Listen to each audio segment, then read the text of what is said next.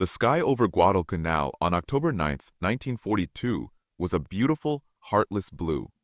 At 20,000 feet, the air was thin and bitterly cold, but the young American pilot locked inside the metal crate of his Grumman F4F Wildcat didn't feel it. All he felt was a sweat so cold it felt like his blood was icing over, and a fear so dense he could taste it, metallic and sour, in the back of his throat. Below him, the island was a smudge of ominous green, a jungle-covered fortress the Japanese were desperate to take back, and the Americans were dying to hold. But up here, the war was stripped down to its most primal essence: a duel, a hunter and the hunted. The hunter was a Mitsubishi A6M Zero, a machine so graceful and lethal it seemed to defy the very laws of physics. It hung in the air behind the American plane like a specter, a shimmering pale ghost against the endless blue. It could turn in a circle half the size of the Wildcats. It could climb as if it were being hauled upward on an invisible wire. For over a year, from the burning wreckage of Pearl Harbor to the fallen islands of the Philippines, this ghost had ruled the Pacific skies, an invincible myth woven from aluminum and rising sun insignias. The hunted was Captain Marion Carl, a Marine already an ace, a man who knew his aircraft inside and out. But in this moment, knowledge meant nothing, experience meant nothing. He was prey. He jerked his stubby, rugged Wildcat into a screaming dive, hoping the heavier American plane's weight would give him speed. The Zero followed, effortlessly. He hauled back on the stick, his muscles straining against the gathering G-forces, rolling his plane in a desperate lumbering attempt to break his pursuer's aim. The Wildcat responded, but slowly, reluctantly, like a tired old workhorse. The Zero was already there. It hadn't followed his move, it had anticipated it. The Japanese pilot, a veteran of countless battles over China and the open ocean, knew exactly what the American would try. He knew the Wildcat's weaknesses as if he'd built it himself. From 100 yards away, the Zero's twin cannons winked, silent flashes of light that spelled the end. The world inside Marion Carl's cockpit disintegrated. A storm of shrapnel, torn metal, and plexiglass tore through the small space. Hot, sharp fragments ripped into his leg. The controls in his hands went dead, limp and useless. The roar of the wind replaced the roar of the engine. He was falling, a 10-ton metal coffin spinning toward the green hell below. By a miracle of tangled lines and desperate luck, he managed to bail out, his parachute dragging him down not into the jungle, but into the warm, shimmering embrace of the Pacific, into what the pilots called the slot.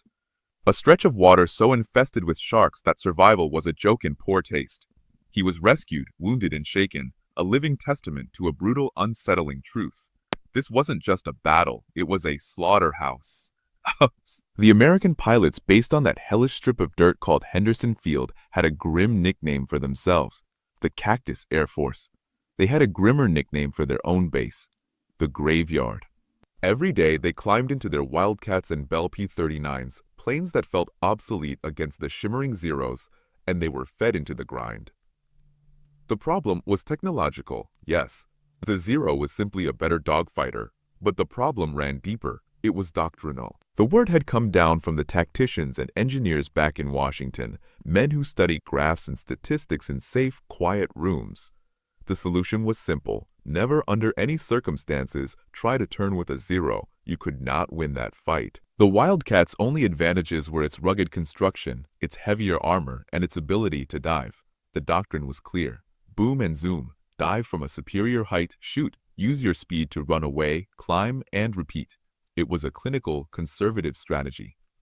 But in the chaotic, swirling, knife-fight chaos of a dogfight over Guadalcanal, where the sky was suddenly full of twisting enemies and the sun was blinding and your wingman was gone, doctrine evaporated. The Japanese pilots, those seasoned veterans, knew the American rules. They baited the young pilots into turning fights. They exploited the Wildcat's sluggish roll rate. They knew exactly where to aim to make the kill. The Americans were dying, and they were dying desperately, following rules that seemed only to make them easier targets.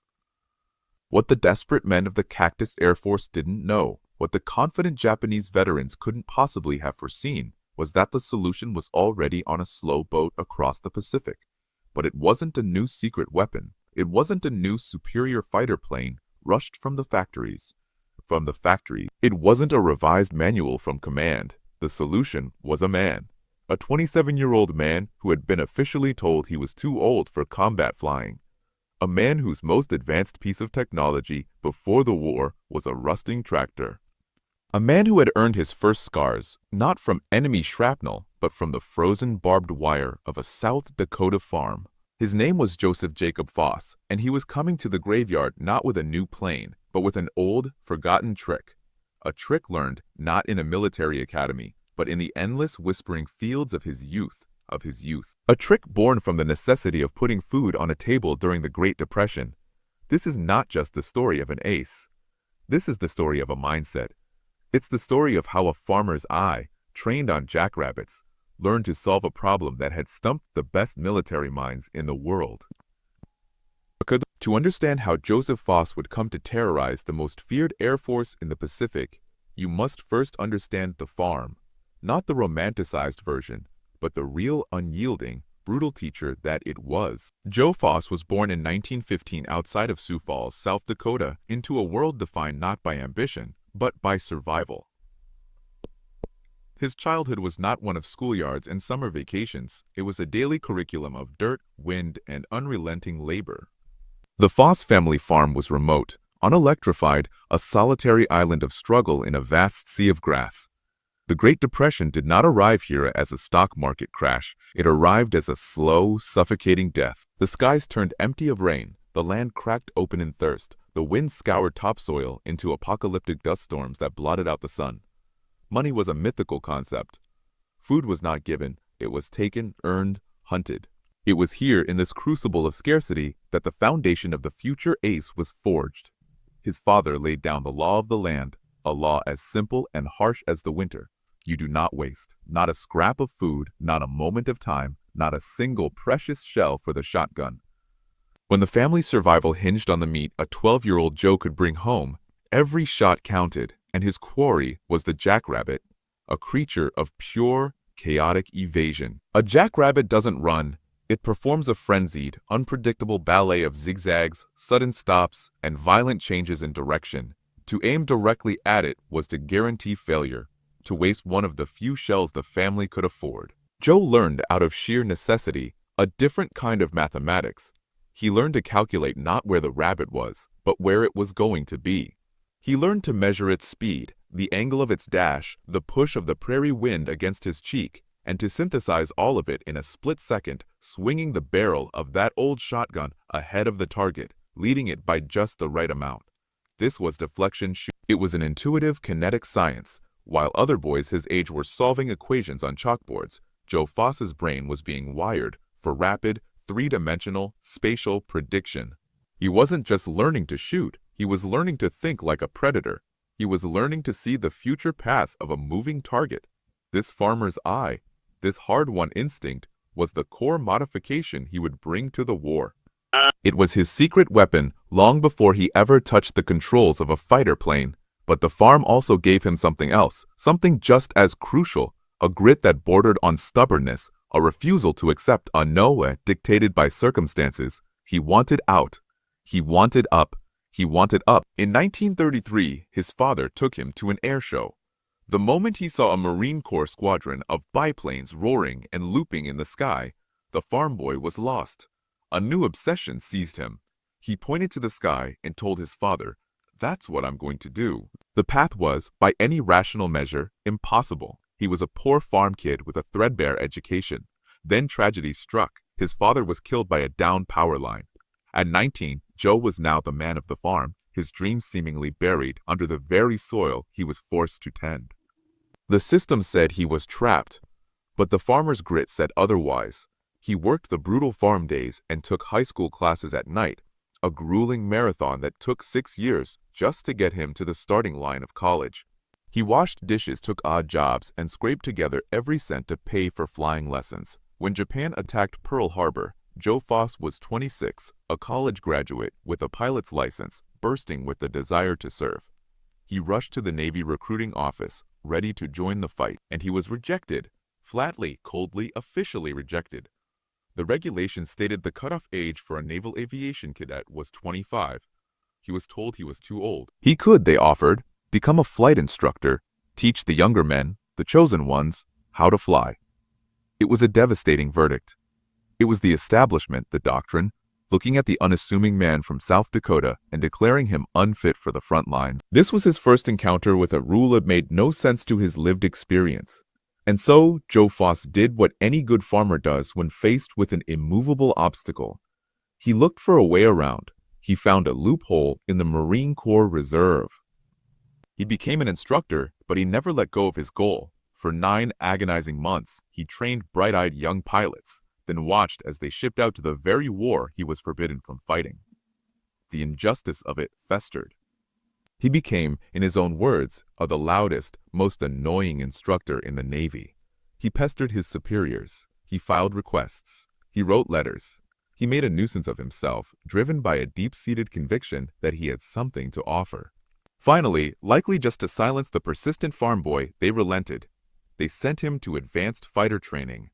In October of 1942, as Marion Carl was being fished out of shark-infested waters, 27-year-old Grandpa Joe Foss, the man they said was too old, was aboard a transport ship, watching the ominous shape of Guadalcanal rise from the sea. He was walking directly into the graveyard, armed only with a farmer's eye and a stubborn heart. The reality of Henderson Field hit him like a physical blow long before his boots touched the ground. From the air, it was a raw, brown gash in the endless green, a festering scar. The transport plane dipped through a sky that was supposedly controlled, but everyone's eyes scanned the horizon, looking for the telltale specks that could transform into zeros in a heartbeat.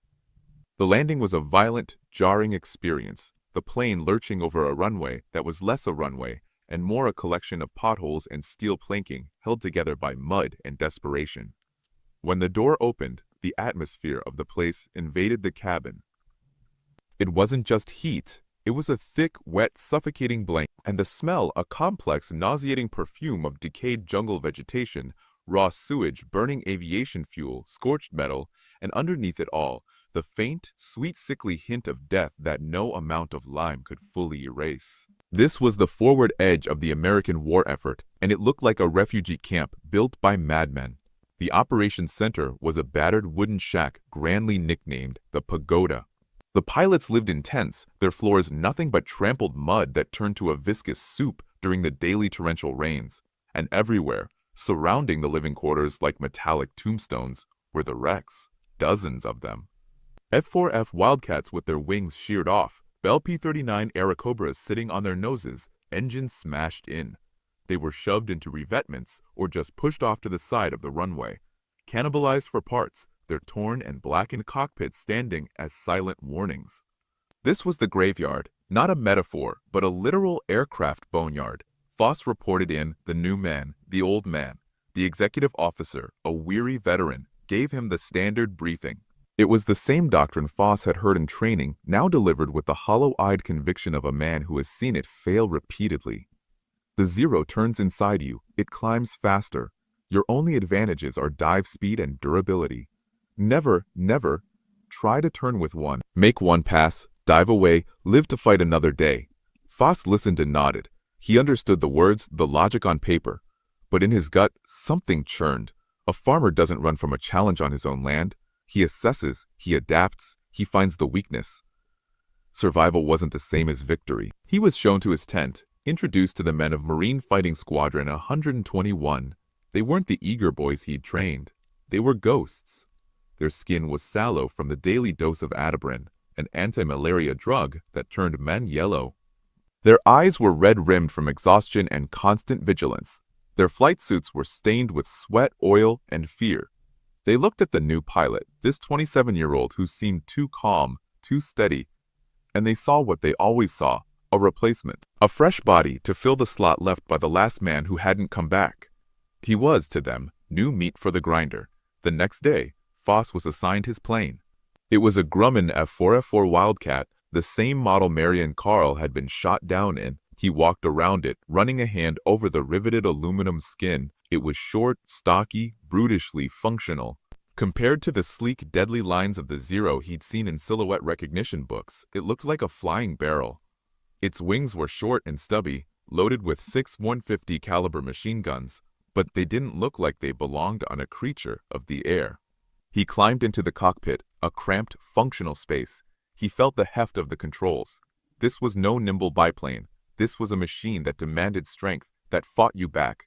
It was, by every technical metric and by the grim consensus of every pilot on the field, a flying coffin in a turning fight with a Zero. But as Foss settled into the seat, a strange sense of familiarity settled over him. This wasn't a sports car, it was a tool. A heavy, reliable, durable tool.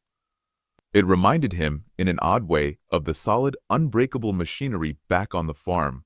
It wouldn't win a race, but it could take a beating and keep working. The challenge wasn't the plane, he began to realize. The challenge was the mind flying it. His first combat patrol was a lesson in controlled terror. Climbing away from the reeking safety of Henderson Field, the Wildcat felt even more sluggish, laden with fuel and ammunition. The blue sky, so vast and empty, was not a domain of freedom but a boundless hiding ground for death. The veteran's warnings echoed in his head. They come out of the sun. You won't see them until the tracers go past your canopy. Foss led his section, his eyes constantly moving, scanning the hard, bright horizon until they ached. Then the radio crackled to life, a voice tight with tension. Bandits! 11 o'clock high. Foss's head snapped up. There they were, a cluster of dark specks shimmering in the heat distortion, already growing larger, resolving into the unmistakable deadly shape of the Mitsubishi Zero. They were diving, and they had the altitude advantage. The doctrine screamed in his mind, do not turn, dive. Run. His body reacted before his conscious thought could argue. He shoved the stick forward, nose down, and the heavy Wildcat obeyed, plummeting toward the jungle canopy below. The wind screamed in the wires. The G-force pushed him into his seat.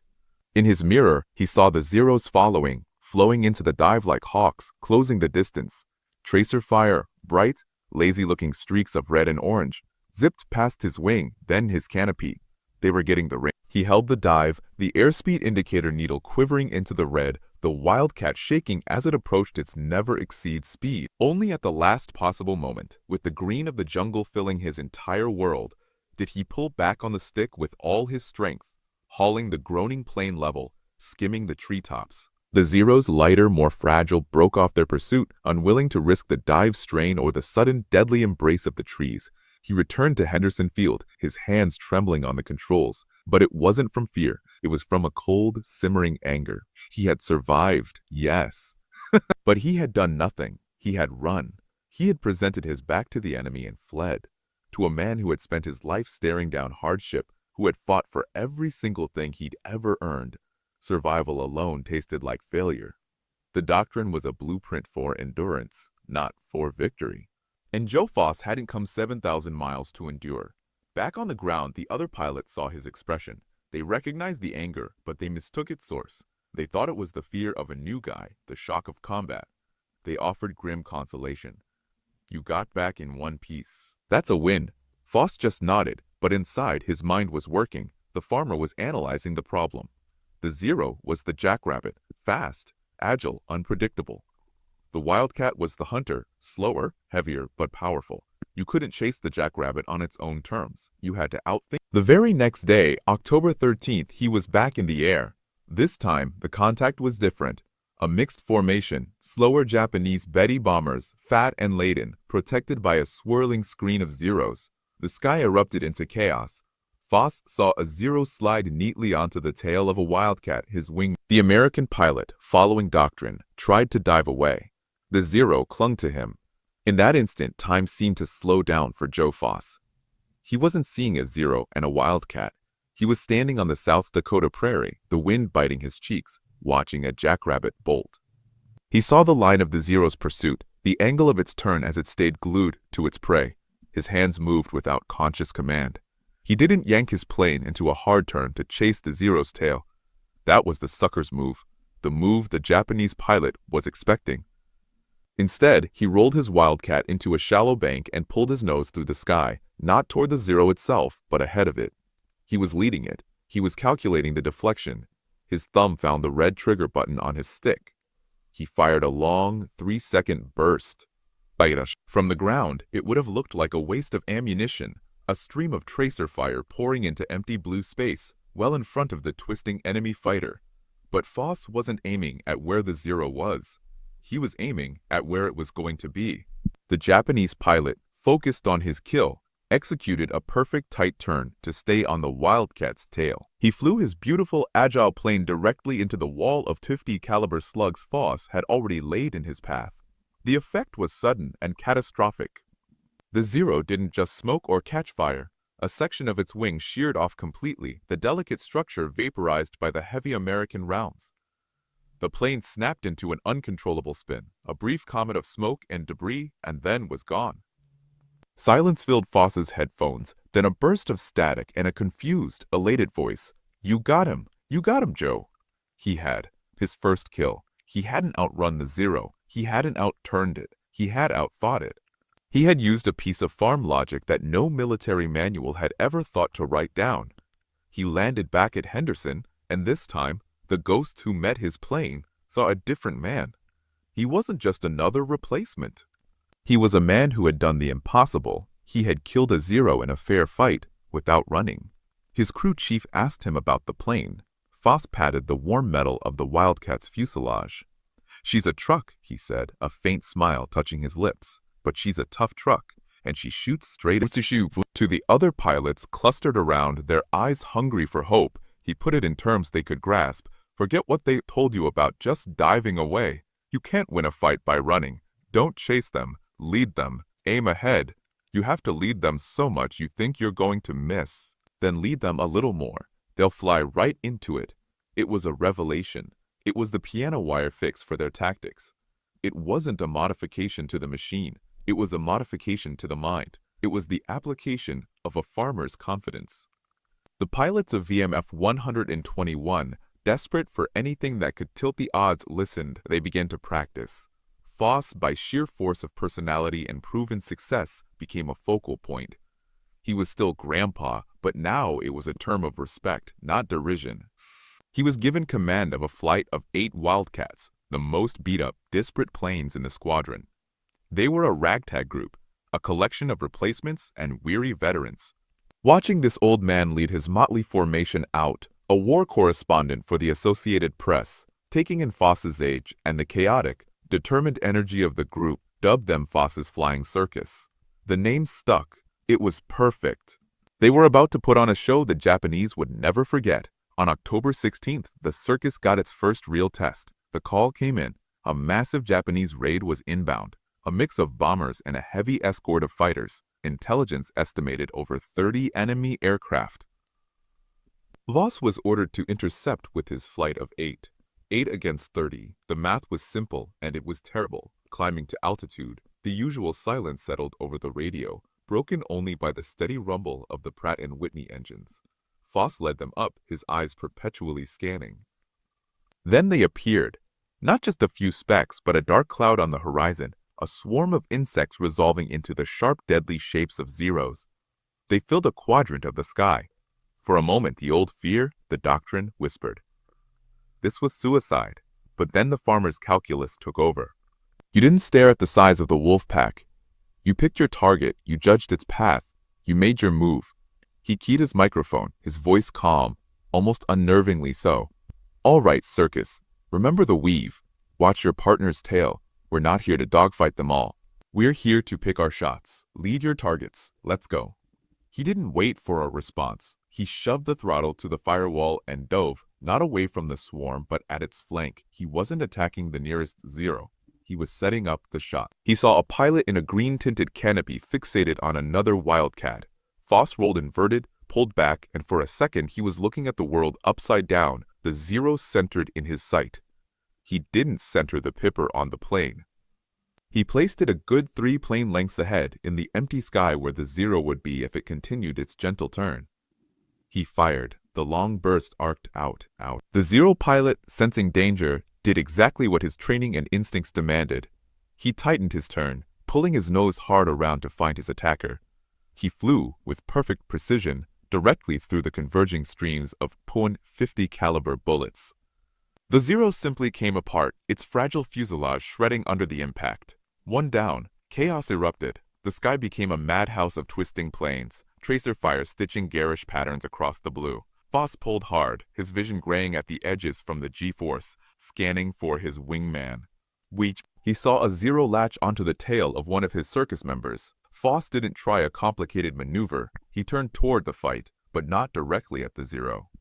He cut across the circle, a slashing diagonal attack. He fired another deflection shot, forcing the Japanese pilot to break off his attack or be hit. The Zero peeled away, and Foss's wingman dove clear. It was a new tactic they were refining on the fly, the thatch weave, named for the pilot who invented it. Two Wildcats would fly in loose formation, and when one was attacked, they would turn toward each other, crossing paths. The attacker, following his target, would suddenly find himself flying directly in front of the guns of the other Wildcat. It was a simple, brilliant application of mutual support, turning their weakness, the inability to outturn, into a strength by creating lethal traps. The circus, fueled by Foss's aggressive, hunter-minded leadership, began to work like a machine. They weaved, they slashed, they fired not at targets, but at futures. In 10 minutes of frenzied, brutal combat, the impossible happened. The 8 Wildcats of Foss's flying circus broke up the raid, shooting down 5 Japanese aircraft without a single loss of their own. Foss himself claimed 2. They returned to Henderson Field not as survivors, but as victors. The mood at the graveyard shifted that day. A crack had appeared in the wall of despair. The myth of the Zero's invincibility hadn't just been challenged, it had been bloodied by a farmer and his band of misfits. The kill numbers began to climb, and they climbed with a speed that seemed fictional. October 18th, Foss claimed 2 more Zeros, his tally rising. October 20th, another victory. By October 23rd, a mere 10 days after his first kill, Joseph Foss was an ace, with 5 confirmed victories. The old man was the squadron's top scorer, but he wasn't a glory hound, he was a teacher. He would gather the younger pilots in the battered pagoda or around a crate in the evening, the muggy air thick with insects, and he would talk. Not about glory, but about angles, He would draw diagrams in the dirt with a stick showing lead, showing pursuit curves, explaining the instinctual math of the shot. "It's like hunting," he'd say, his voice steady. "You don't shoot at the rabbit. You shoot at the space it's running into. A plane is just a faster rabbit." This was the transfer of the secret. The farmer's eye was becoming a shared weapon. His own confidence was absolute. He began to develop a personal style, a signature. While other pilots might carefully line up a shot from directly behind, Foss became known for his high deflection shots, firing from sharp angles, often from above or below, where the target presented a harder shot but had fewer options to escape. He trusted his instinct over textbook gunnery. On October 25th, he demonstrated this chilling precision. In a single day of multiple engagements, he shot down 3 Zeros. Each kill was a masterpiece of prediction. In one, he attacked a Zero from almost 90 degrees off its tail, firing a snapshot that punctured its fuel tank. In another, he pursued a diving Zero, but instead of following it down, he rolled and pulled up into a loop, coming over the top and firing down on the enemy plane as it tried to level out. A move that left the Japanese pilot with no warning. He was no longer just a good pilot. He was a predator who understood the physics of the hunt in 3 dimensions. The legend of Joe Foss, the ace of Guadalcanal, began to spread, first among the Marines, then in press reports back home. But legends have a price, and they draw attention. Just as the Soviet High Command took note of Simo Haihei, the Japanese command at Rabaul began to hear a troublesome name in their pilots' debriefings. Veteran Zero pilots, men who had fought since China, would return from missions over the canal, shaken. Their stories were confusing, almost superstitious. They spoke of wildcats that didn't behave correctly. They didn't run. They didn't follow you into turns. They did something strange. They fired at nothing, and then your wingman would explode.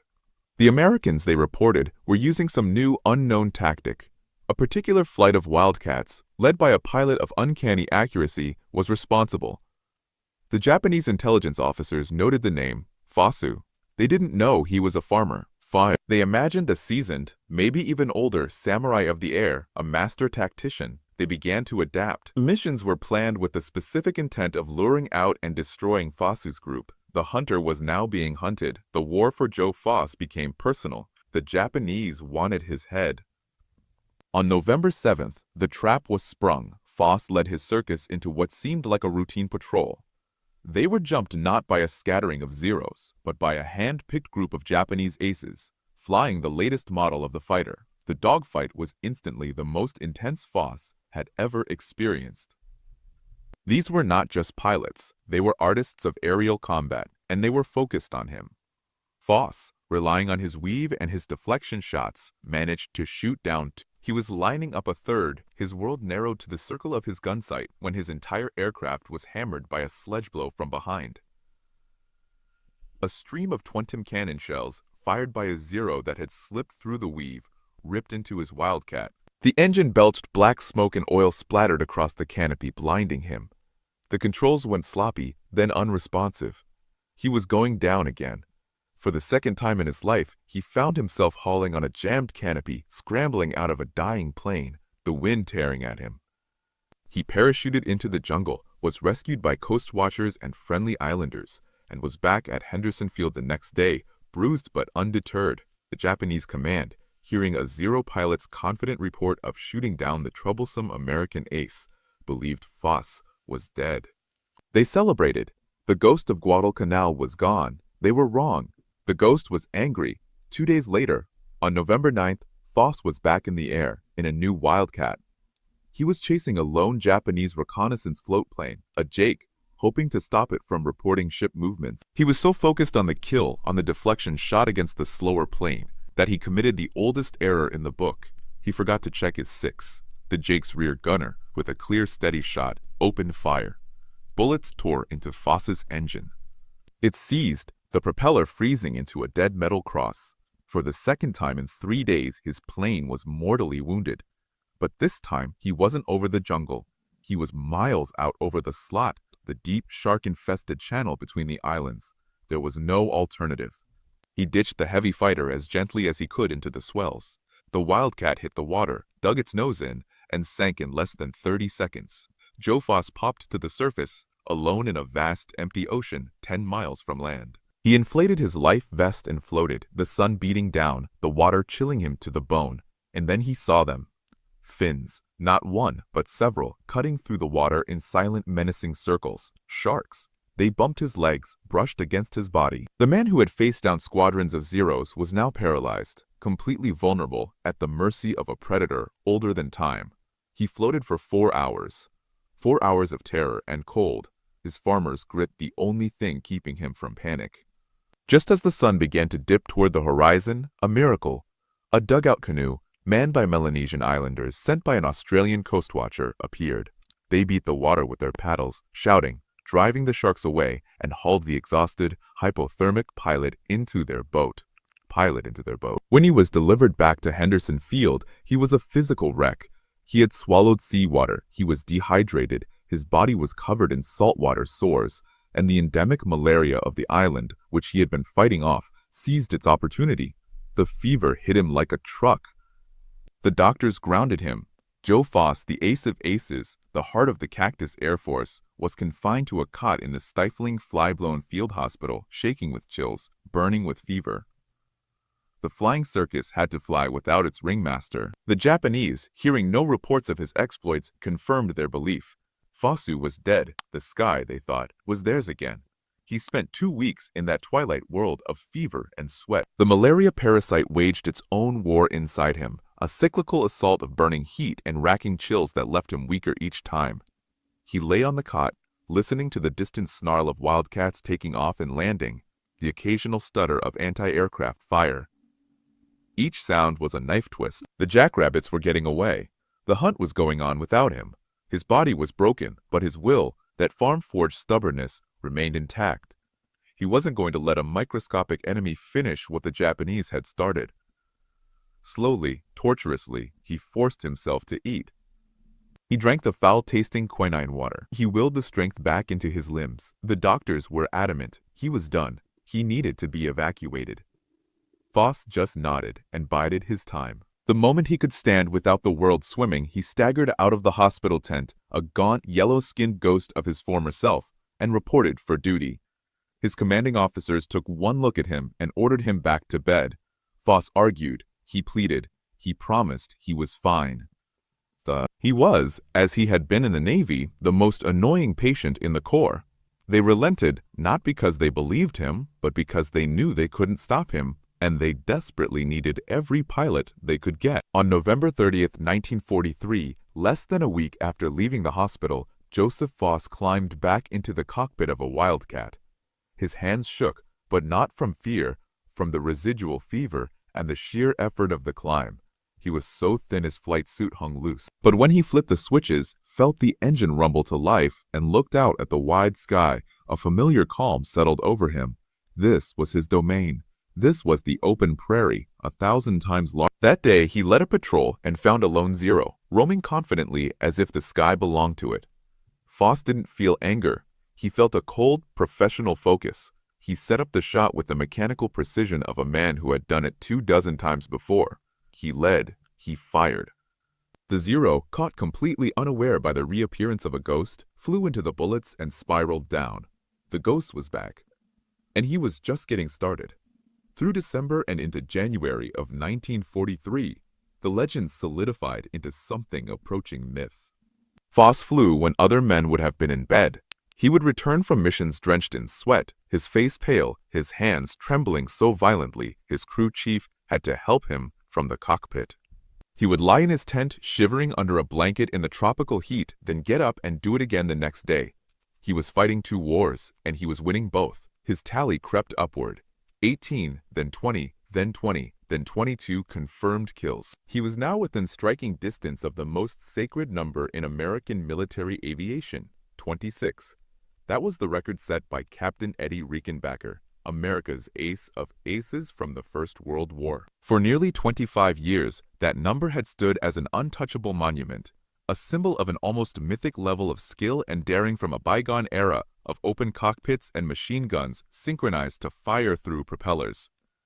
No one in the modern, faster, deadlier war had come close, and here was a malaria-ridden farmer from South Dakota, flying a plane everyone said was inferior, about to scale that mountain. The pressure was immense, but Foss seemed immune to it. The record wasn't a prize to him. It was simply the next ridge to cross, the next field to harvest. His focus remained on the immediate problem, the next mission, the next shot, keeping his men alive. He refined the tactics of the flying circus, emphasizing teamwork over individual glory. He instilled in them the same hunter's patience. The Cactus Air Force was no longer a besieged garrison. It was a pack of hunters, and Foss was the alpha. January 15, 1943, dawned hot and sticky like every other day. Foss was sick again. The malaria had returned with a vengeance, a deep ache in his bones and a fire in his brain. The squadron doctor physically blocked the entrance to his tent. "You're not flying, Joe. Your temperature is 103. You'll pass out in the cockpit." Foss looked at him with those steady blue eyes. "Doc," he said, his voice hoarse, "if I pass out, it'll be up there, not down here." A report crackled over the field's loudspeakers. A massive Tokyo Express convoy had been spotted, and with it, a huge protective umbrella of fighters. Every available plane was being scrambled. This was it, the big fight. Foss looked at the doctor, a silent plea. The doctor, seeing the sheer, stupid, magnificent will in the man's face, sighed and stepped aside. "Don't you die on me, you stubborn farmer." Foss gave a weak smile, pulled on his gear, and walked to his plane. His crew chief, seeing his ashen face, said nothing, just helped him in. The climb to altitude was agony. The roar of the engine pounded in his fevered head. The sun, glaring off the endless sea, stabbed into his eyes. He led the circus up, his vision blurring at the edges. Then they saw it. The sky was black with them. Not 30, but 50. Maybe 60 Japanese aircraft, a mix of Zeros and the newer, heavier HAMP fighters. It was the largest force Foss had ever seen. For a moment, the sheer scale of it threatened to overwhelm his sickened senses. Then the farmer's mind partitioned the problem. You don't look at the whole herd. You pick one. He keyed his mic. "Circus, stick to the weave. Pick your targets. Lead them. Let's go to work." He didn't wait. He picked a Zero that was diving on a scattered element of Wildcats and attacked from the side. He didn't have the energy for a complex maneuver. It was pure, distilled instinct. He rolled, pulled lead, and fired. The burst was shorter than usual, conserving ammunition. The Zero, committed to its dive, flew through the stream of bullets. Smoke poured from its engine. It was kill number 23. The sky dissolved into the familiar chaos, but magnified tenfold. Tracers crisscrossed in every direction. Planes twisted and tumbled. Foss's world narrowed to his cockpit, his gun sight, and the shark-like shapes flashing past. He saw another Zero latch onto a circus member. Foss turned into the attack, not at the Zero, but ahead of it, forcing it to break. As it peeled up, exposing its belly, Foss pulled his nose up and fired a snapshot. The rounds caught the Zero's fuel line. A bright orange flower bloomed in the sky. That was 24. He was now one away from tying Rickenbacker. The air in his own plane was getting thin, his head swimming. He blinked sweat from his eyes. He saw a dogfight developing below, two wildcats weaving against three bows. One of the Zeros broke off, seeking an advantage. On the fight's path, he dove, not at the plane, but at a point in space ahead and below. He was leading it by a vast, almost absurd margin, calculating its speed, its turn rate, the physics of the engagement in his fever-hot brain. He fired his last long burst. The Japanese pilot, seeing the tracers well ahead of him, likely thought the American had missed. He continued his turn, a beautiful, graceful arc. He flew directly into the heart of Foss's bullet pattern. The Zero disintegrated, its wings folding back as if in a final, macabre bow. The radio erupted. Splash 1. That's 25, Joe. You tied him. You tied him. You tied Rickenbacker. There was no time for celebration. The fight was still raging. Foss's ammunition was low, his fuel was dipping, his body was screaming in protest. He should break off. The doctrine, common sense, his own failing body all said to run. But below him, he saw a different kind of prey. A Japanese roof, a floatplane fighter based on the Zero, clumsy on its pontoons but still dangerous, was trying to flee the battle, skimming low over the water to escape. It was a straggler. The farmer and Foss saw it. You never let the wounded rabbit get back to its hole. Defoe. With a calm that was beyond courage, a state of pure focus, Foss pushed his stick forward. He dove toward the fleeing roof. The floatplane pilot saw him coming and threw his aircraft into a series of desperate, jinking turns over the waves, trying to spoil the shot. Foss followed, not mirroring the turns, but cutting them off, reading the pattern. He was back on the prairie, the wind in his face, the target darting. He didn't aim at the plane. He aimed at the empty patch of ocean ahead of its left pontoon. He fired his very last rounds. The tracers reached out and stitched a line across the water, then walked up into the roof's fuselage and engine. The plane coughed a huge plume of black smoke, dipped a wing, and cartwheeled into the sea in a geyser of white spray. The radio for a second was silent. Then a voice, filled with awe, whispered, "That's 26. Joseph J. Foss, the too-old farmer from South Dakota, shaking with malaria in a flying wildcat, had just become the greatest American ace of all time. He had broken the unbreakable record." The flight back to Henderson Field was a blur of exhaustion and a strange, empty quiet. The euphoria of the moment, the shouted congratulations over the radio, had faded, leaving only the bone-deep weariness of the fever and the immense, draining focus of the fight. He was out of ammunition, low on fuel, and running on a will that was now stretched paper-thin. As he lined up his approach to the pockmarked runway, the world seemed to sharpen again into immediate, vital details. The alignment of the strip, the crosswind, the familiar wrecks marking the edges of the graveyard. He touched down, the Wildcat bouncing on the uneven surface, and taxied to his revetment. When he cut the engine, the sudden silence was overwhelming. He sat for a moment, head bowed, gathering the strength to move. Then he pushed back the canopy. The world outside was not silent. It was roaring. The entire base seemed to be there. Mechanics, ground crew, cooks, other pilots still in their flight suits. They swarmed the plane before it had even stopped rolling. He saw their faces, not as the ghosts he'd met months before, but alive with a raw, jubilant excitement he hadn't seen on Guadalcanal before. Hands reached up, grabbing his arms, his shoulders, hauling him bodily out of the cockpit. He was too weak to resist, and for a moment, a spike of panic cut through the fog. Had something gone wrong, then he understood. They weren't pulling him out. They were lifting him up. He was hoisted onto a sea of shoulders, the crowd cheering, shouting his name. They carried him, the gaunt, feverish pilot, around the revetment, a triumphant, raucous parade in the middle of the muck and the wreckage. The graveyard was celebrating a resurrection of its own. He had done it. He had proven that the Zero could not only be beaten, but dominated. In that moment, Joseph Foss was not just a pilot. He was the living, breathing symbol that the tide had turned.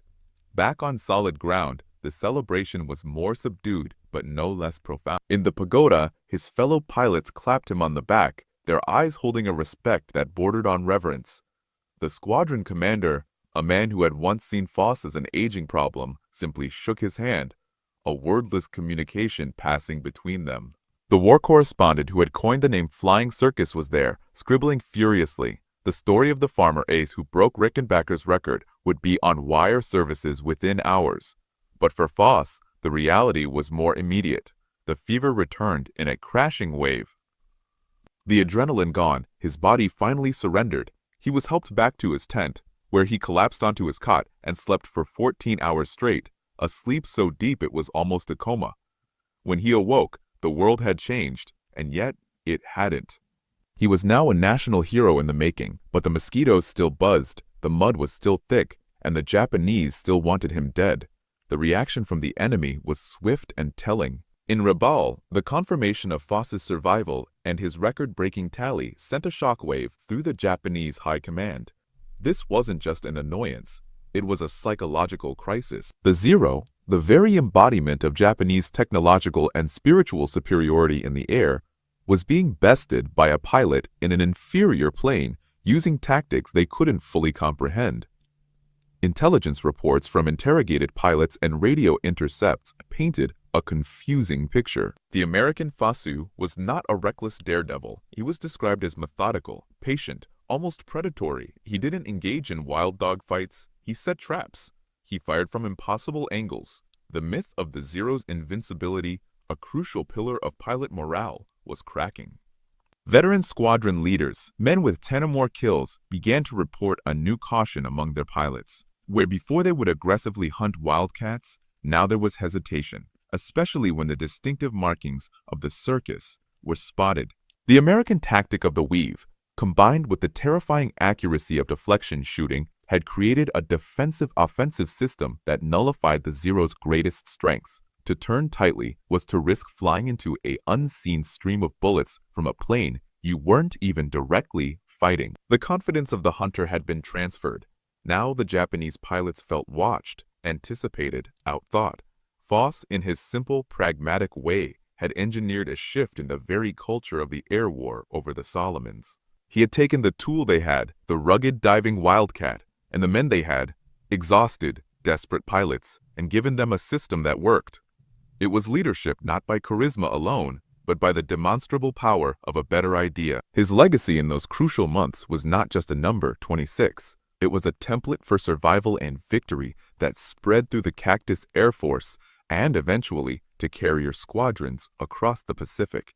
Young pilots fresh from the States would arrive and be taught Foss's rules: lead your target, trust your wingman, use the weave, never forget you're the hunter, not the rabbit. But this kind of relentless pressure, this constant dwelling at the sharpest edge of combat, extracts a terrible price. For Foss, the cost was not a single dramatic wound, but a systemic collapse. The malaria was now a permanent tenant in his body, flaring up with brutal regularity. The combination of extreme stress, constant adrenaline, poor nutrition, and the tropical disease was burning him out from the inside. He was losing weight he couldn't afford to lose. His skin had a permanent yellowish pallor. The chills and fevers would hit without warning, even in the cockpit. He was living on a cliff edge of sheer willpower. The Marine Corps, recognizing both his unparalleled value as a symbol and the very real risk of losing him, made a decision. In late January 1943, with Guadalcanal finally secured and the relentless air pressure easing, Joe Foss was ordered to stand down. He was to be evacuated from the island. There would be no more combat flights. The order was not a suggestion.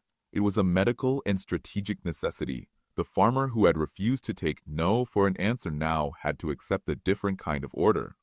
On the day he left, it was not with a hero's fanfare. He was too weak for that. He walked slowly and unsteadily to a transport plane helped by his loyal crew chief.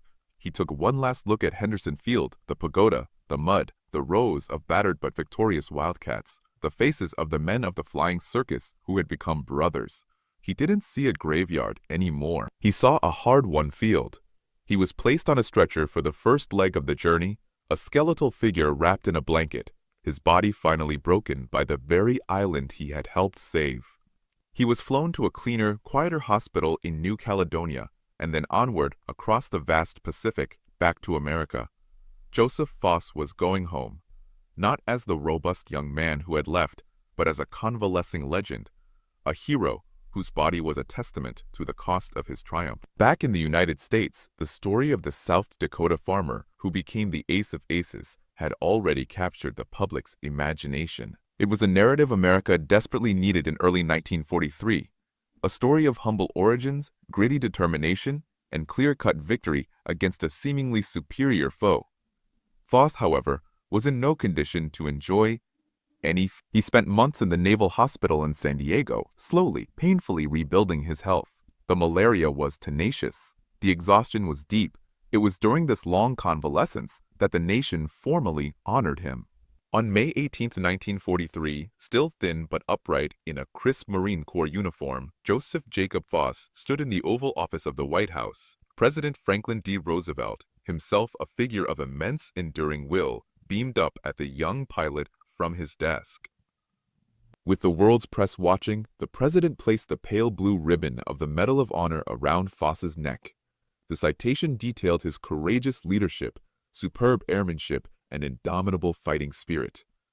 It spoke of his 26 victories, his daring tactics, his inspiration to his men. But as Foss stood there, feeling the weight of the medal, his mind was likely elsewhere, on the frozen plains of South Dakota, on the smell of oil and jungle at Henderson, on the faces of the men he'd flown with. The honor was for the nation. The memory was for the men. The farmer had become a symbol, but he knew the truth. The victory belonged to the circus. The war, for Joseph Foss, was over. The Medal of Honor ceremony was the climax of his military service, a formal punctuation mark on a chapter defined by violence, sickness, and transcendence. But for the man himself, it was not an end. It was a pivot. The same stubborn will that had refused to accept rejection from flight school, that had defied doctrine over Guadalcanal, and that had fought malaria to a standstill, now faced a new challenge. What does a legend do when the war that made him is done? He didn't seek a permanent career in the military, trading on his fame for a comfortable desk job. The farmer in him, the part that valued tangible work and direct service, had a different path in mind. He went home. Not just to South Dakota, but to the very soil and values that had forged him. The wide, silent plains were a balm after the constant roar of engines and guns. The uncomplicated honesty of hard work was an antidote to the complexities of fame. But Foss was not the same boy who had left. He had seen the world, he had borne the heaviest responsibility, and he had been seared by the heat of history. He felt a new obligation, not to the nation as an abstract concept, but to the people in it, to his people. He entered politics. It was a natural, if unexpected, extension of his character. He had no taste for political theory or partisan gamesmanship. His platform was the same as his flying: common sense, integrity, hard work, and service. In 1948, he was elected to the South Dakota House of Representatives. His colleagues, perhaps expecting a swaggering war hero, found instead a quiet, thoughtful man who listened more than he spoke, who studied issues with a farmer's practical eye, and whose word, once given, was absolute. His fame opened doors, but it was his character that earned respect. In 1954, the people of South Dakota took the extraordinary step of electing the former farm boy, the Marine ace, as their governor. Joe Foss, the man who had been told he was too old to fly, became the youngest governor in the state's history at that time. His administration was marked by the same pragmatic, problem-solving approach he had used in the sky. He focused on infrastructure, on economic development for a rural state, on practical solutions for everyday people. He served 2 terms, his popularity a testament to the fact that the qualities that made a great combat leader, decisiveness, courage, loyalty, could also make an effective public servant. But his post-war journey wasn't confined to the borders of South Dakota. In 1959, he was tapped for another seemingly impossible task: helping to launch a new professional football league to challenge the NFL monopoly. The American Football League, AFL, was a scrappy underdog, much like the Cactus Air Force had been. The owners, a group of bold entrepreneurs, needed a commissioner who embodied toughness, integrity, and a fighting spirit.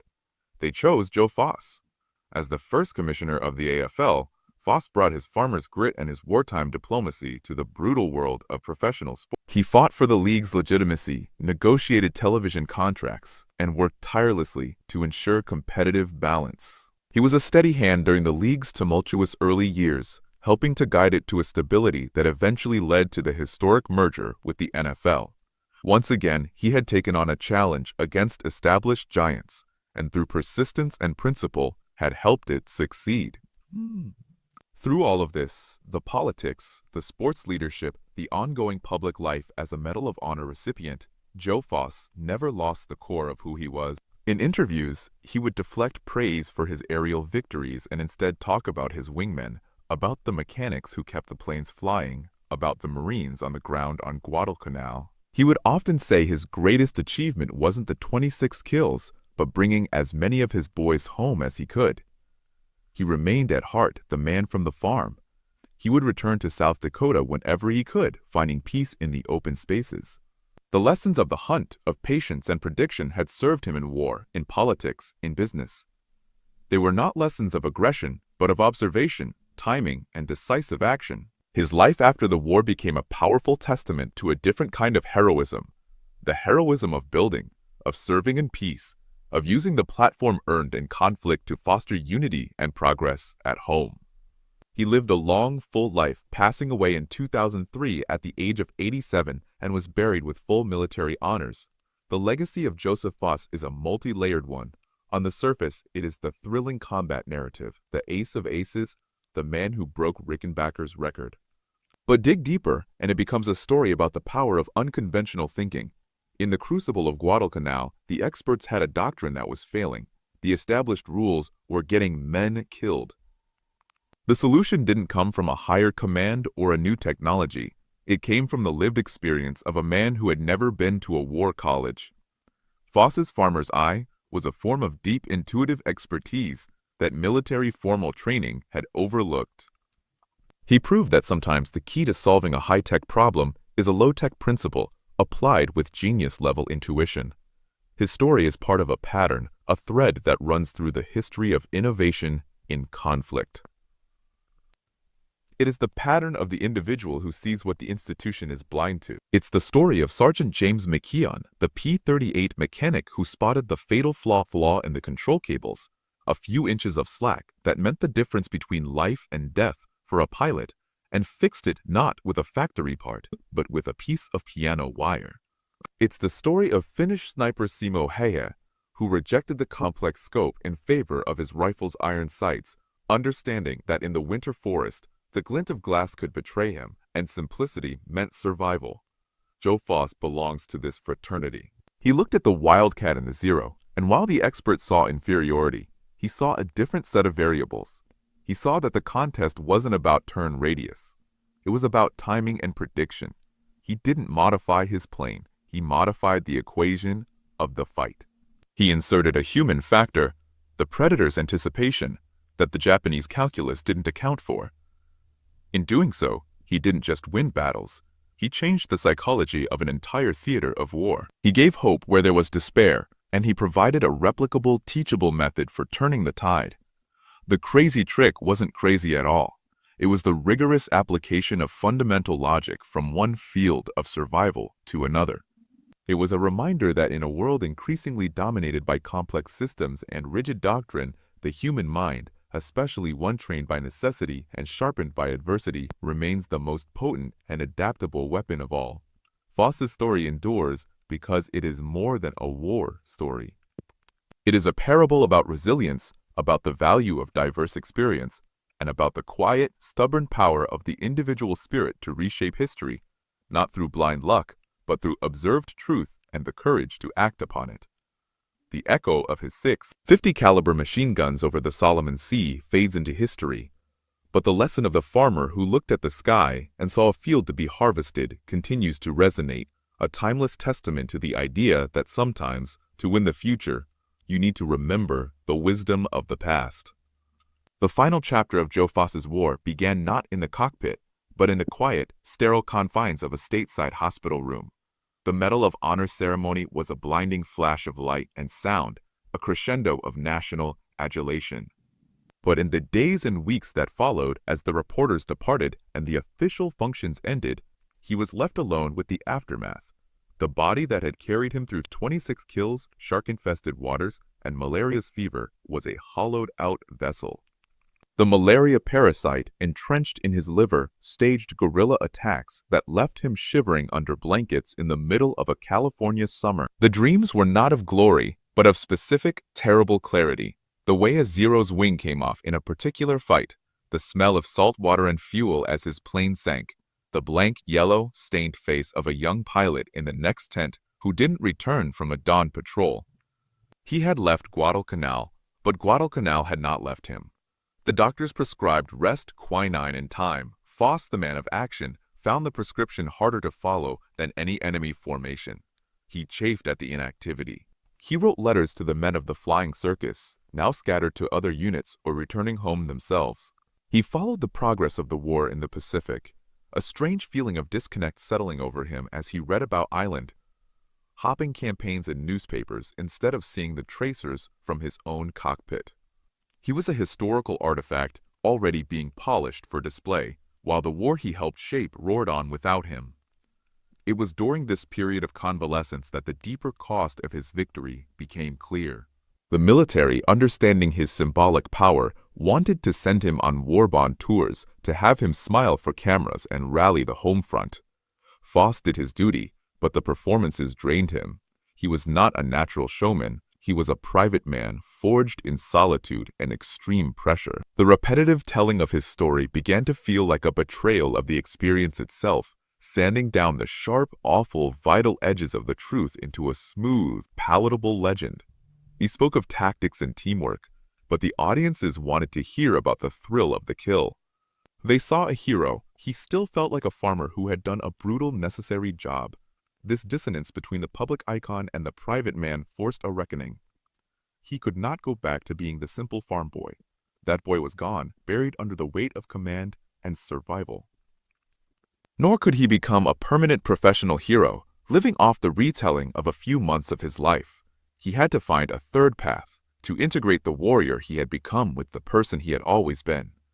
The answer, as it had always been for him, lay in work and service. He turned down lucrative offers from corporations seeking a famous name for their letterhead. Instead, he returned to South Dakota and enrolled in college under the GI Bill, studying business. He embraced the mundane challenge of academia with the same focus he'd applied to gunnery. But it was a way to retrain his mind for peace, to build a new foundation. It was here, back in the familiar landscape of his youth, but with a veteran's eyes, that he saw his next mission. South Dakota was struggling. The post-war transition was uneven, and rural communities were being left behind. The people he had grown up with, who had sent their sons to fight, needed advocates who understood both the soil and the wider world. His foray into politics wasn't an ambition for power. It was an extension of the wingman principle. His brothers were no longer just in the cockpit. They were the farmers, the shopkeepers, the families of the plains. His election to the state legislature was a quiet campaign, built on handshakes, straight talk, and that hard-won credibility. In the political arena, he found a different kind of dogfight, one of policy, persuasion, and patience. His colleagues quickly learned that Governor Foss's word was his bond, and his stubbornness was legendary. He applied the same analytical mindset to the state budget as he had to a deflection shot. He would identify a problem, study its trajectory, and lead the solution. He wasn't a fiery orator. His power came from a profound, unshakable authenticity. When he spoke about duty or sacrifice, everyone in the room knew he had lived it. His tenure as governor was focused on the unglamorous pillars of progress, roads, schools, economic diversification. He fought to bring veteran services to the state. He understood that the men coming home needed more than parades. They needed jobs, education, and support. He was building a different kind of fortress, one made of opportunity and community. His subsequent role as the commissioner of the AFL was, in many ways, his most audacious post-war act. He entered a world dominated by Eastern establishment money and the monolithic NFL. The AFL owners were gamblers and visionaries, But they were disorganized. They needed a leader who could impose order, negotiate from strength, and project integrity. Foss, the political outsider and war hero, was the perfect unifying figure. He brought a sense of gravitas and fairness to the chaotic league. He settled disputes between strong-willed owners with the same calm authority he'd used to settle disputes between pilots. He fought for a television contract that would ensure the league's survival, understanding that visibility was as crucial as talent. He was, once again, the commander of an underdog unit, using strategy and sheer force of will to carve out a foothold against a dominant enemy. Through all these varied chapters, the core of Joe Foss, the part forged on the farm and tempered in combat, remained constant. He was a man of action who trusted the wisdom of simplicity. He distrusted unnecessary complexity, whether it was in a fighter doctrine, a piece of legislation, or a league rulebook. His guiding principle was a pragmatic moral code: do the right thing, look out for your people, and never ever give up on a mission you believe in. This made him a formidable and sometimes frustrating figure. He could be obstinate. He held grudges against injustice or perceived dishonesty. But his loyalty, once earned, was absolute. In his later years, he became a dedicated advocate for veterans' causes and a keeper of the Marine Corps flame. He would attend reunions, not to bask in admiration, but to connect with the men who shared the memory of that specific, terrible, and transcendent time. The shared look between aging men, a look that bypassed words and went straight to the memory of fear and camaraderie, was the only monument he truly valued. The story of Joseph Foss, when held up against the archetype of the warrior, offers a profound and counterintuitive lesson. The greatest warriors are often not the most naturally aggressive or the most technically flawless. They are the supreme adapters. They are the ones who, when the textbook fails, write a new one from the materials at hand. Foss's genius was one of translation. He translated a skill born of poverty and necessity, deflection shooting for survival, into the language of aerial warfare. He then translated the leadership he learned in combat into the languages of politics and business. His life argues that true expertise is not narrow, but broad. It is the ability to recognize fundamental patterns of pursuit, of conflict, of problem solving across wildly different domains. The farmer's eye was not just for jackrabbits or zeros. It was for seeing the essential geometry of a challenge. His legacy, therefore, is not locked in the past. It is a living lesson in resilience and applied intelligence. In an age where we are often told to specialize, to follow established protocols, to accept the limits of our tools, the story of Joe Foss whispers a different possibility. It suggests that breakthrough often comes from the outsider, from the person who brings a fresh, unencumbered perspective to a stuck system. It reminds us that courage is not the absence of fear, but the will to act according to your own observed truth, even when it contradicts all the accepted rules. The wild, unpredictable jackrabbit of a problem can only be solved by leading it, by understanding its nature so intimately you can predict its path. Joseph Foss spent his life doing just that, from the frozen fields of South Dakota to the burning skies of the Pacific, and then, in the long peace that followed, in the equally complex arenas of public life. He was proof that the simplest trick, born of grit and observation, could change the course of history, and that the heart of a hunter, rightly guided, could also be the heart of a builder. The end of the war did not bring an end to the battle for Joe Foss. The enemy was no longer the Zero or the malaria parasite, but a more subtle foe, the erosion of memory, the softening of hard-won truth into comfortable myth. As the years turned into decades, the public's image of him solidified into a bronze statue of martial virtue, the smiling, square-jawed ace on the war bonds poster. But the man who lived inside that image carried a more complicated reality. The transition from warrior to statesman was not a clean line. It was a minefield of triggers and ghosts. Certain sounds could transport him instantly back to Henderson Field. The sudden, high-pitched whine of a certain model of aircraft engine at an air show would freeze him in his tracks, his eyes instinctively scanning the sky. The smell of freshly cut grass mingled with aviation fuel from a nearby municipal airport was a time machine to the revetments of Guadalcanal. He learned to manage these moments, to let the wave of memory crash over him and recede without pulling him under. It was a private discipline, as demanding in its own way as flying had been. His work as governor and as AFL commissioner were, in part, powerful therapies. They forced his mind onto the tangible problems of the present: a highway budget, a labor dispute, a television contract negotiation. These were battles with defined parameters and achievable victories. They provided the structure and purpose his military-trained psyche craved. Yet, the instincts of command never left him. In cabinet meetings, he would listen intently to debates, his gaze steady, and when he finally spoke, it was to cut through the bureaucratic fog with a direct, often disarmingly simple solution. It was the tactical mind at work, assessing the angles of political pressure, the morale of his team, the ultimate objective. He led not by dictating, but by deciding, and his decisions were respected because they were born of a clarity forged in far more dangerous circumstances. But the farm remained his true sanctuary. Whenever the pressures of public life grew too intense, he would retreat to a piece of land he owned, not to farm it commercially, but to work it with his hands. There was a profound, wordless healing in the physical labor, in the feel of soil, the weight of a tool, the slow, predictable rhythm of the season. Tilling a field was the antithesis of aerial combat. It was an act of faith in a future measured in months and years, not in the split second between life and death. On the tractor, under the immense Dakota sky, the ghost settled. It was here he could most easily reconnect with the boy he had been before the war had written its story upon him. His relationship with his own legend was one of respectful distance. He was unfailingly gracious to historians and veterans groups, but he often steered conversations away from his personal tally and toward the broader narrative of the Cactus Air Force, of the Marines on the ground, of the unsung mechanics and ground crew. He understood that his story had power to inspire, but he was deeply wary of letting it distort the historical record or inflate his own role. He was a part of a machine, he would insist, a crucial cog perhaps, but still just a part. The machine was the squadron, the corps, the nation. Vote, the nation. This humility was neither false modesty nor a political calculation.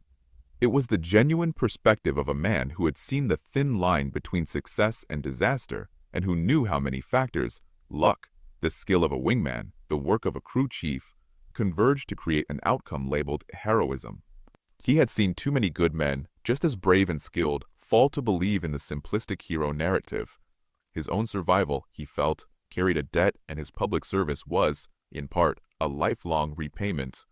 In his later years, as the generation that fought World War II began to pass, Foss took on the role of a keeper of the flame. He was a sought-after speaker at military academies. He didn't lecture the cadets about glory, he talked about preparation.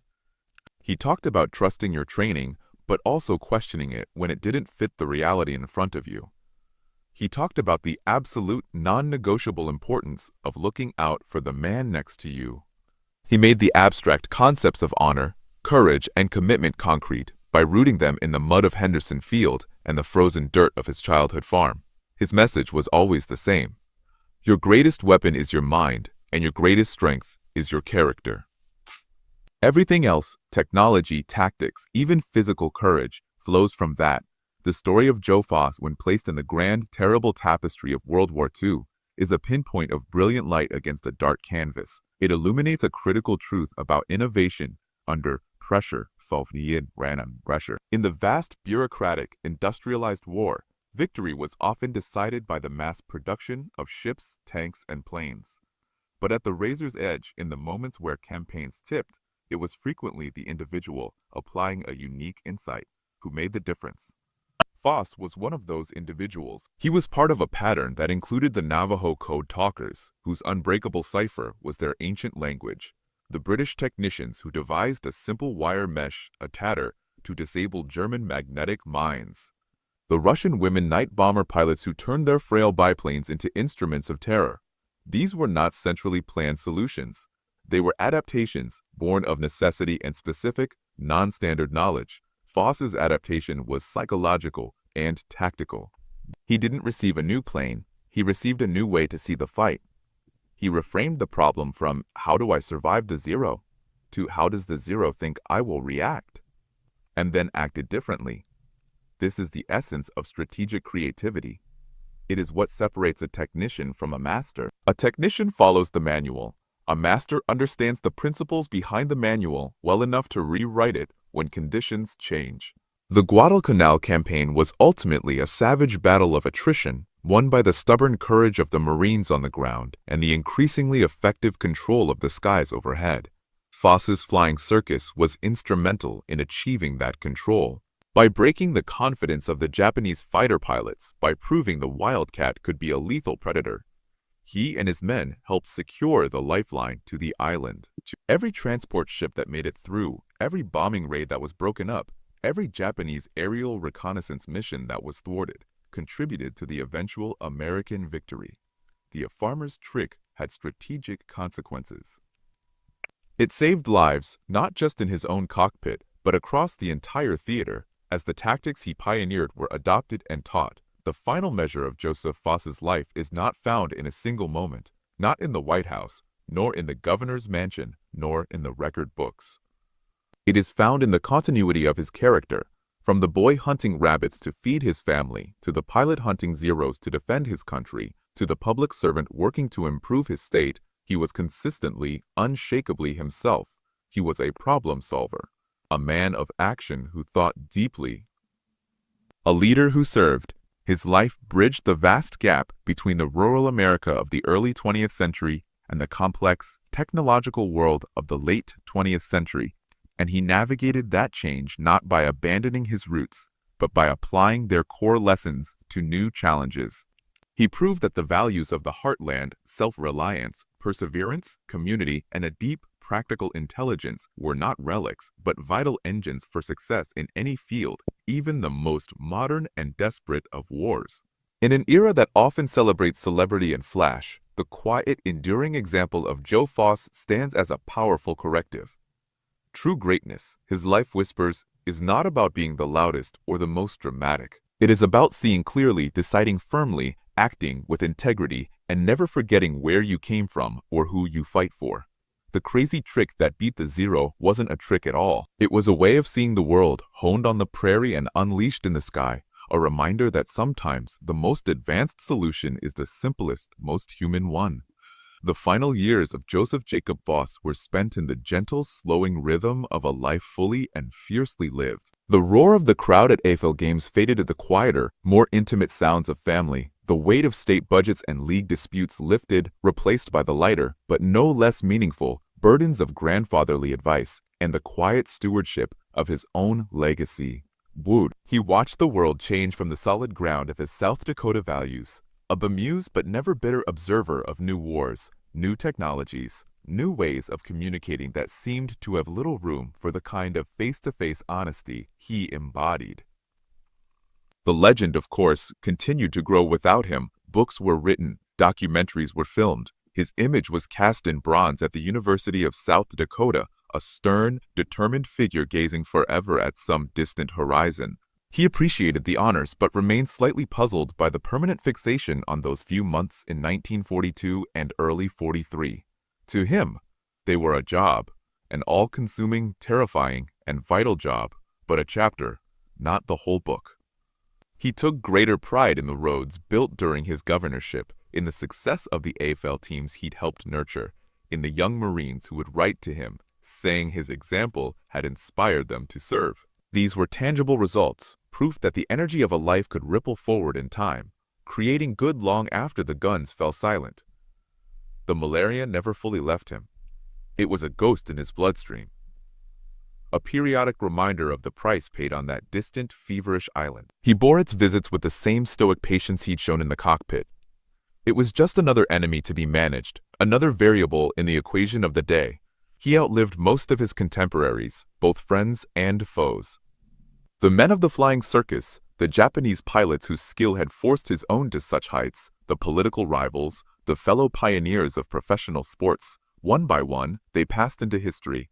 With each passing, his own memories became more precious, more solitary. He became a living archive, a direct link to a world that was receding into black and white photographs and textbook summaries. He was careful with these memories. He didn't hoard them, but he dispensed them with a sense of responsibility, ensuring that the men who hadn't returned were named, that the fear and the mud and the sheer, grinding exhaustion were not airbrushed from the tale. He wanted the truth remembered, not the myth. He wanted the lesson remembered, not just the glory. On a cold January day in 2003, at the age of 87, the heart that had hammered against the constraints of a cockpit, that had steadied itself in the face of sharks and fevers and political storms, finally stilled. Joseph Foss died in a hospital in Scottsdale, Arizona, surrounded by his family. The official cause was a stroke, but those who knew him understood it was simply a final quiet landing after an extraordinarily long and consequential flight. The nation he had served mourned. Flags flew at half-staff. The Marine Corps lost a titan. South Dakota lost a favorite son. The funeral was, as befitted a Medal of Honor recipient and former governor, a formal affair with full military honors. A Marine Corps band played. A rifle volley cracked in the cold air. A bugler sounded taps, its mournful, beautiful notes hanging in the still sky. But the most powerful tribute was not in the ceremony. It was in the silence that followed it. The silence of the South Dakota prairie he loved, a vast and forgiving quiet. The silence of a sky no longer torn by the sound of dogfights. The silence of a nation at peace, a peace he had helped purchase with his skill and his will. In that silence, his story finds its true resonance. It is not a war story that ends with the war. It is a story about the application of character. It asks a simple, enduring question. What do you do with what you have? Young Joe Foss had a shotgun, a hungry family, and a mind sharpened by necessity. He used them to put food on the table. Captain Joe Foss had a wildcat, a hunter's eye, and a refusal to accept defeat. He used them to change the course of an air war. Governor and Commissioner Joe Foss had a hard-won credibility, a pragmatic mind, and a deep love for his community.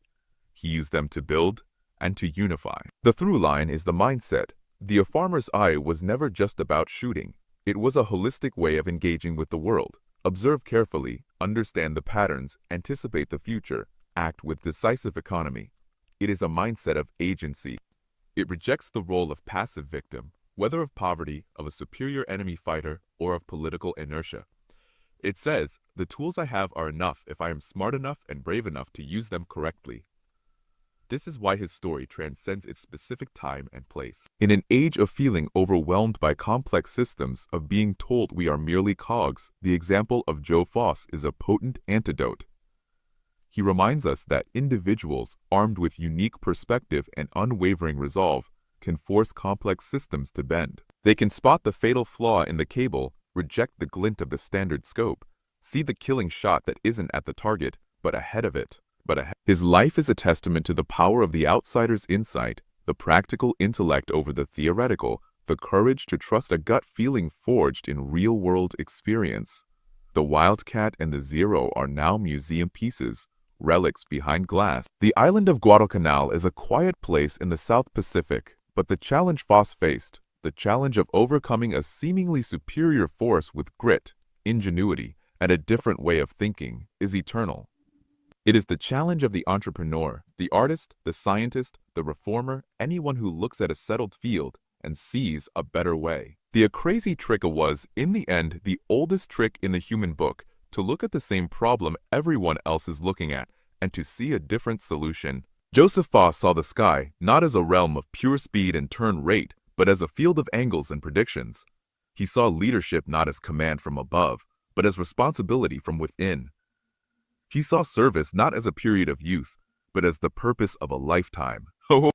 He was a hunter, a warrior, a builder, a keeper of promises. From the frozen soil of a Depression-era farm to the highest honors his nation could bestow, he walked his own path, straight and true, leaving behind a trail of broken records, built institutions, and an enduring lesson that the most powerful modification you can ever make is not to your machine, but to your mind. The story is told. The record stands, the lesson remains. For as long as people face long odds, for as long as ingenuity is needed to solve impossible problems, the tale of the farmer from South Dakota who looked at the perfect killing machine of the Zero and saw a jackrabbit will be told. And in the telling, it will ignite, in some new mind, the same stubborn, brilliant spark.